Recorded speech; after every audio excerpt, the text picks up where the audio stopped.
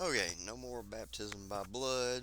We'll start talking about water, pure water, clean water, uh, and things like that. Health issues, mental health issues, help for people who have PTSD. Might enjoy these stories or get benefit one way or the other, or even if there's some that don't want to hear what they're hearing, they still got time to change their own path too. So I'm sure there's sympathy for the devil out there. That's probably a good rock and roll tune. So no more going there. Back to the story. I know you don't want to wait a whole week, and slave away for a whole week just to get more entertainment. So I'm going to continue on with the show. Uh, where were we at? So nobody's helping me. I don't want to bring in the religious text related to the story of asking and not receiving jack squat, except a cold shoulder. Well, this one person, this one woman, had accepted me into her home, not his home. I mean, it might be his home now because I made a determination that she really needed somebody, and the psych doctor that was there to evaluate her uh, came to the same conclusion, but quicker than I did, and well, she came to a solution also quicker than I did, and talked her into getting some help. Uh, I was just sort of stuck in that superposition, uncollapsed wave state like I'm always in, very ill defined and gray. And so I was hanging out, probably more than I should. And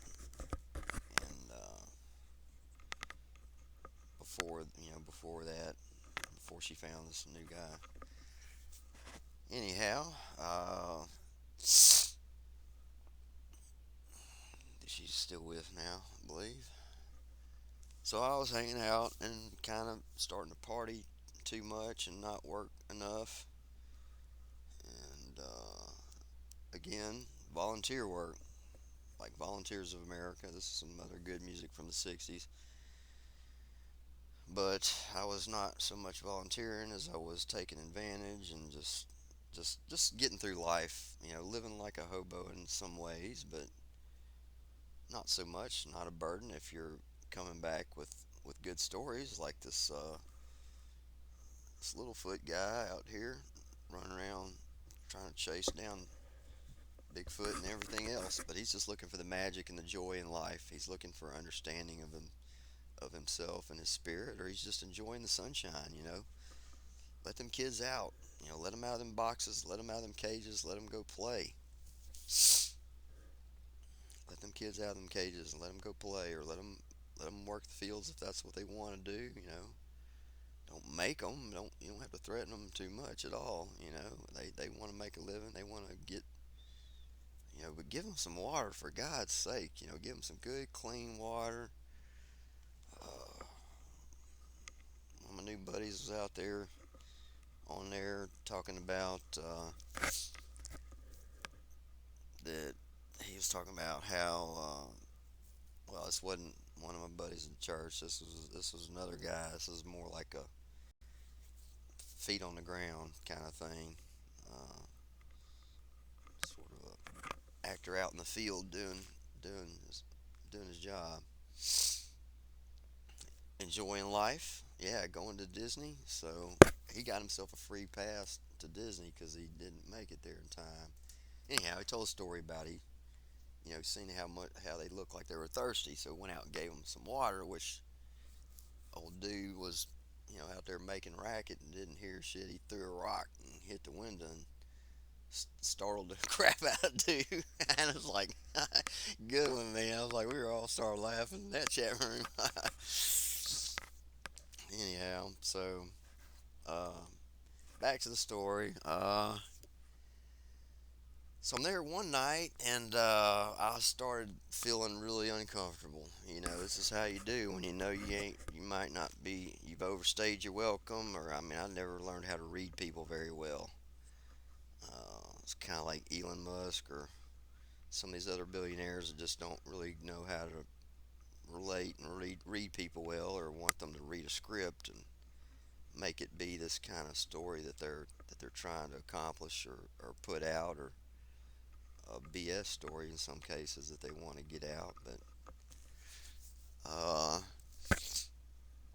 there's reasons for keeping some things totally um, concealed, and there's bad reasons. There's good reasons. There's bad reasons for concealing things. Sometimes it's really good. Sometimes it's really, really bad. Like Raiders of the Lost Ark. You know, why were they looking for that? You know, maybe that ark is being hidden for a really good reason. Ever ask yourself this? So, but so we can learn lessons maybe that we don't. Some of us don't read body language well, or some of us don't have a accurate lie detector, or it's been pre-programmed, and no matter what he says, it's going to be a lie. It's going to be a hoax. It's going to be Martians. It's not going to be any kind of. I don't care what he tells you. It can't be true. It can't be true. I think I overheard somebody saying something like that too. Just it can't be true. And yes, I know, incredible, but it's true. Uh, and I'm sorry if I talked anybody into doing something that they shouldn't have done. I'm sorry if I did something I shouldn't have done too. But overstay my welcome for one thing, and I was just finally made a friend, a new friend to replace all the friends I've lost over the years, or lost touch with. So, or walked away from, because I just couldn't deal with the constant guilt trips and blame games and mind games and everything else. Wars and blood, and just too many cowboy movies for me. I'm not really into watching them old westerns. I like the new science fiction, cowboys versus aliens, or Mars Attacks. That was another good movie. So I started feeling uncomfortable. Like, man, they're gonna come root me out any minute, and paranoid and everything else. So I thought, man, should I even be here? Like, cause at Sarah's house with her nursing her, just lost her husband David, trying to nurse old Johnny back to health, and trying to nurse Johnny back to health. And what am I doing there? Am I trying to like just take advantage of this woman, or I'm trying to get her in bed or something? And if I can have sex with her? No, I was not. I mean, not saying that I would have resisted if she'd have made some sort of a mama bear attack on me. I probably would not have resisted one bit. And I kind of like assertive women sometimes. It's too shy to really make a first move of my own. 'Cause I know I'll be strung up from a low tree limb somewhere. So I don't really make those kind of advances on women. It makes them uncomfortable. Lots of times women will tell you, you start talking about sex, they're like, okay, you're making me uncomfortable, and they'll even put it in text quite often on there. So in a chat room, but this is not a chat room. This is an audio room, audio educational, audio visual library, or whatever. Somewhere, maybe. Oh, sorry. It's getting a little sleepy. Doesn't make sense. Apparently, I've been asleep for 4 days or something, according to my calendar. Time traveling into the future like I am. Time traveling blind into the future with no navigator at the helm, apparently. And yeah, my ex old lady was my navigator, really. knew we were going to have kids one of these days, fix all these problems in the world and make it safe for children. Uh, like a nursery, not a tomb, not a tomb. You geeks in your dorm rooms playing war games. A nursery. So I asked myself, like, man, what am I doing the right thing, or whatever, And so then I just thought, I was thinking about my dad and just kind of everything, and so it was kind of like a silent prayer in my head, supposedly silent prayer in my head. That no tinfoil hats required for this. You just pray to your inner body or inner God or whatever, or your higher God, which you project it through your skull maybe, and project it through your Crystal Skull vodka brand, and well, shouldn't be going back to drinking much at all either. But just staying reasonably clean. I thought, well, I was clear headed at the time, I should say, and was actually maybe hoping to get high that night. And I thought, you know, God, am I doing the right thing here? Trying to take care of widows and orphans, or what?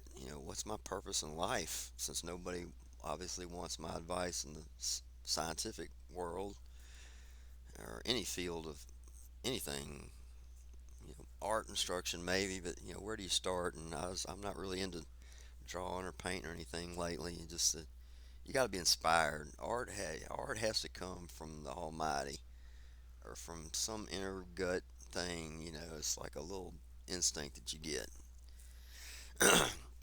So I went ahead and just said, am I doing the right thing? What? Just kind of like, God, am I doing the right thing? And I thought, well, regardless if there is a God or isn't a God. I mean, I've got friends that are atheists and you know dancing around voodoo symbols and everything else, and so that they might be offended by me talking about God and bringing up scriptures and specific quotes and lines and verses and all this. So I just thought, well, I said, well, yeah, I mean, I used to work with David. We used to see him every morning getting coffee at the freaking Sherwin Williams paint store downtown there, and up in town, I should say, maybe. And I used to see him up in town at the paint store every morning, getting coffee and shooting the shit about crazy customers and their ridiculous demands, you know, crazy demands. Got you moving furniture all day, and you don't even know why the hell you. Okay, lady, you're the boss. As long the clock's ticking, and as long as the pay's good, do whatever you want. And I thought, yeah, I knew David, and he liked me. And hell, a couple weeks ago, he invited me in to, smoke a piece of pipe with him, and he wouldn't mind, obviously, like, because my intentions are pure. And as soon as I thought the word pure, there's no sound effects, but I'm gonna just add sound effects, okay? Just this beam of light just sort of descended off of the roof and shone on the bottom of this beautiful oak tree. A live oak is what they're called down south. Um, and it just kind of went and climbed up the tree and then just sort of shot off into the sky. And I thought it was like one of these military grade LED flashlights you can burn through paper and whatever. You could probably shoot a plane down with one of these kind of flashlights.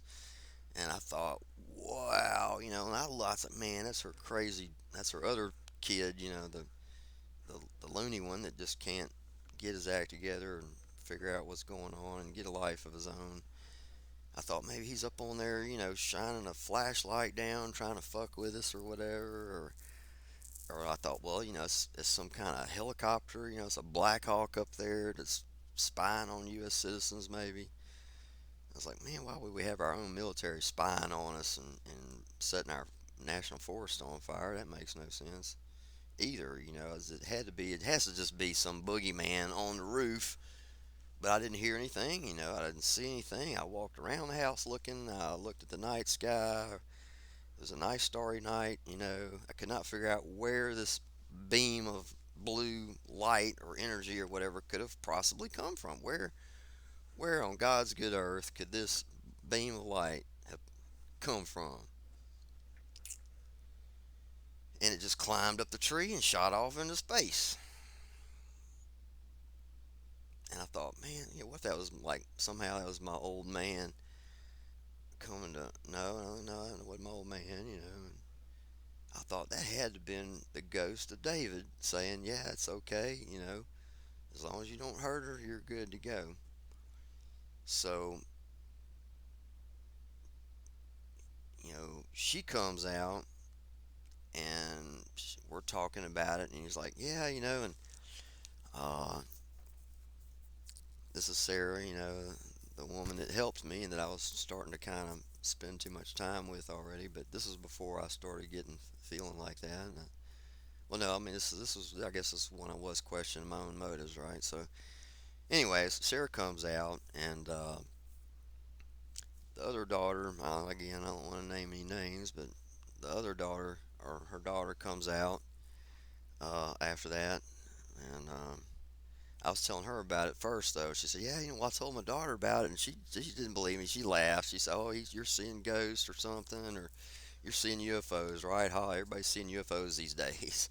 So she kind of was joking around about that part of it, and so then the daughter comes out, and I have to get up and let her sit where I was sitting, looking at that same tree that I'd just seen this weird apparition of blue light. And Sarah comes out and sits down, and I start talking about it. And immediately the daughter starts kind of rolling her eyes, like, yeah, yeah, whatever. I'm not buying this story. And then all of a sudden, out of my corner of my eye to the left here, I see that blue light on the left just lights up. And I see her look, and when she looks, I look at her and catch her looking. And I said, aha, you saw it too, you saw it too. And she just like, her mouth kind of opened like in shock.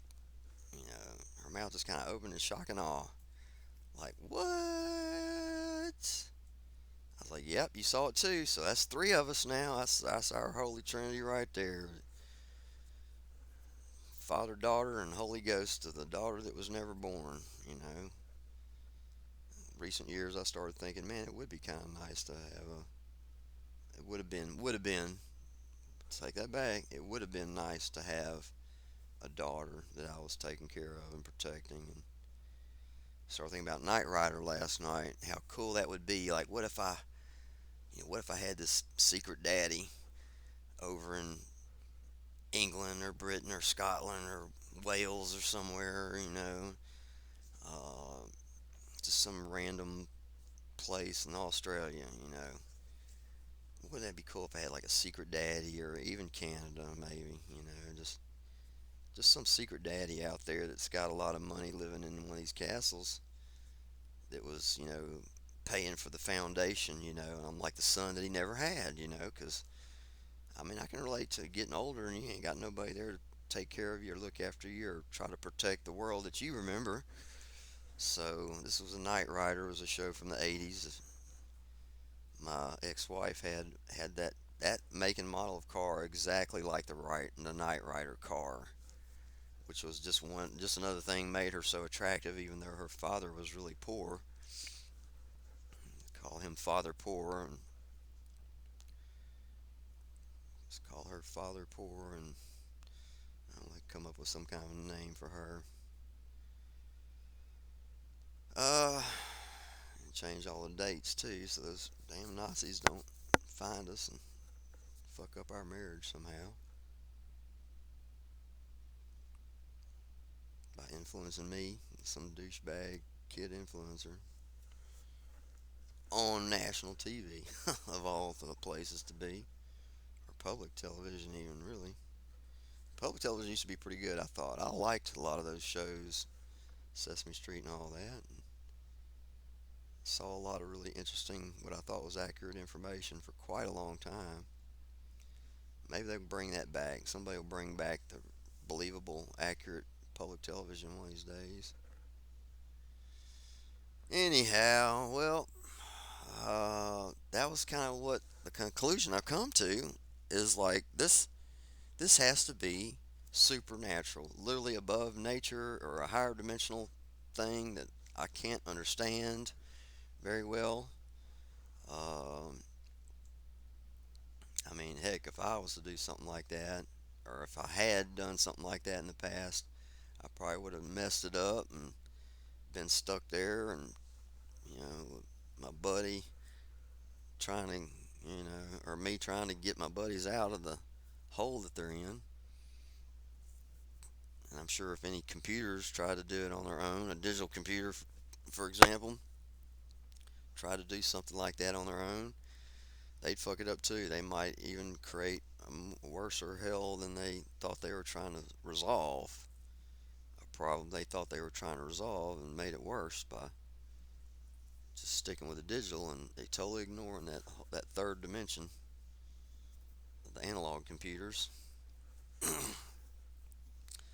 Einstein, his universal digital and analog computer theory that never worked, never made it to state, never got the big trophy with the. But the one that did win the big grand prize probably should have. I think it was Dr. Rick's son that got had the huge butterfly collection, but trying to preserve knowledge of all these rare species that have been going extinct and are still going extinct. You know, what's not to get angry about that? I sort of actively chose not to bring any children into this world because of the fact that this world is still not safe for children of any species, of any color, of any race or creed. Once it is, or once I sort of confirm that, yeah, and then maybe I'll adopt orphan and widows and orphans. But for now, I just got to keep doing the Knight Rider thing, and folks out there is offended and don't like it. I'm pretty sure you got some kind of power to shut it down too. But I'm really praying and hoping that, believing what I've seen, all these TV shows, my childhood dreams, fantasies.